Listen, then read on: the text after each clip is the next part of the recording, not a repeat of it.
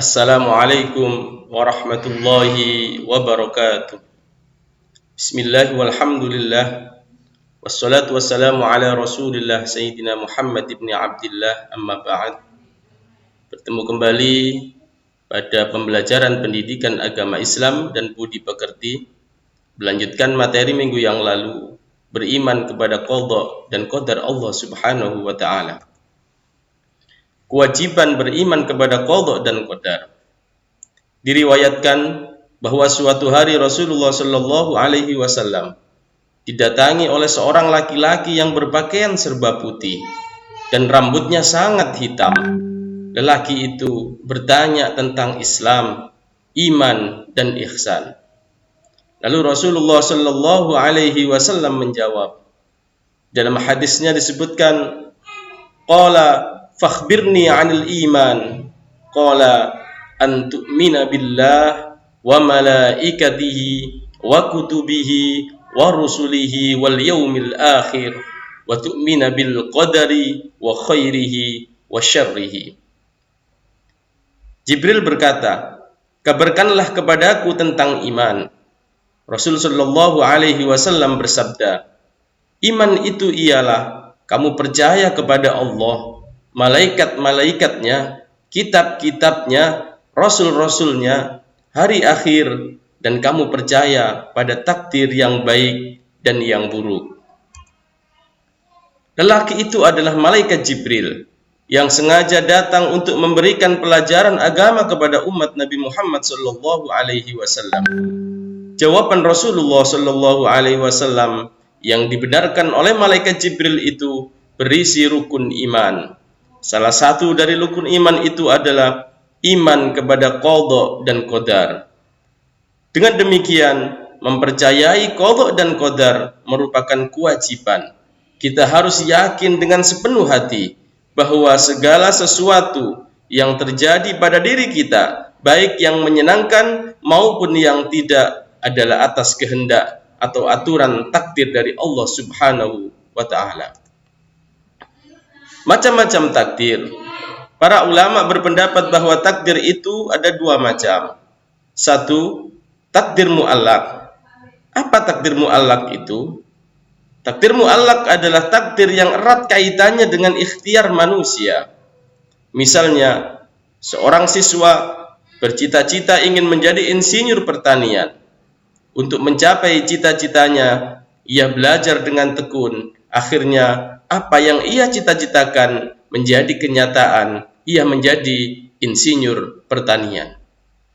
Dua, takdir mubrom. Takdir mubrom adalah takdir yang terjadi pada diri manusia dan tidak dapat diusahakan atau tidak dapat ditawar-tawar lagi oleh manusia. Misalnya, ada seorang yang lahir dengan mata sipit atau dilahirkan dengan kulit hitam, sedangkan ibu dan bapaknya berkulit putih. Anak-anakku yang saya banggakan, beriman kepada takdir selalu terkait dengan 4 hal yang selalu berhubungan dan tidak terpisahkan. Yang pertama, sikap optimis akan takdir terbaik Allah subhanahu wa ta'ala. Manusia adalah makhluk yang paling sempurna. Oleh karena itu, ia diberi kemampuan memilih, bahkan pilihannya cukup banyak. Manusia dapat memilih ketentuan atau takdir Allah yang ditetapkan, keberhasilan atau kemalangan, kebahagiaan atau kesengsaraan, menjadi orang yang baik atau tidak. Yang kedua, ikhtiar. Ikhtiar adalah berusaha dengan sungguh-sungguh dan sepenuh hati dalam menggapai cita-cita dan tujuan. Allah subhanahu wa ta'ala menentukan takdir. Kita sebagai manusia berkewajiban melakukan ikhtiar. Allah subhanahu wa ta'ala berfirman di dalam Al-Quran, A'udzu billahi minasyaitonir rajim. Bismillahirrahmanirrahim. Ulaika yusari'una fil khairati wa hum laha sabiqun. Mereka itu bersegera untuk mendapatkan kebaikan-kebaikan dan merekalah orang-orang yang segera memperolehnya. Al-Quran, Surat Al-Mu'minun, ayat 41. Dari penjelasan ayat di atas, Allah Subhanahu wa taala mendorong manusia untuk berusaha, berlomba dan berkompetisi menjadi orang yang tercepat. Siapapun yang berusaha dengan sungguh-sungguh berarti dia sedang menuju keberhasilan. Pepatah Arab mengatakan man jadda wajada. Siapapun orangnya yang bersungguh-sungguh akan memperoleh keberhasilan. Yang ketiga adalah doa. Doa adalah ikhtiar batin yang besar pengaruhnya bagi manusia yang meyakininya.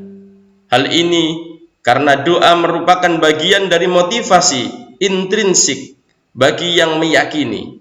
Doa akan memberikan energi dalam menjalani ikhtiarnya. Karena Allah Subhanahu wa taala telah berjanji untuk mengabulkan permohonan orang-orang yang sungguh-sungguh memohon kepadanya. Allah berfirman yang artinya, aku mengabulkan permohonan orang-orang yang berdoa apabila ia berdoa kepadaku. Al-Quran, Surat Al-Baqarah 186. Yang terakhir, anak-anakku sekalian, tawakal. Setelah meyakini dan mengimani takdir, kemudian dibarengi dengan ikhtiar dan doa, maka tibalah manusia mengambil sikap tawakal. Apa tawakal itu? Tawakal adalah menyerahkan segala urusan dan hasil ikhtiarnya hanya kepada Allah Subhanahu wa ta'ala. Anak-anakku yang berbahagia, demikian penjelasan yang singkat tentang iman kepada qada dan qadar. Mudah-mudahan menjadi penjelasan yang bermanfaat. Tetap semangat untuk berikhtiar, berbanyak berdoa, selalu bertakwa dan bertawakal kepada Allah Subhanahu wa ta'ala. Subhanakallahumma wa bihamdika asyhadu an la ilaha illa anta astaghfiruka wa atubu ilaik. Wabillahi taufiq wal hidayah. Wassalamu alaikum warahmatullahi wabarakatuh.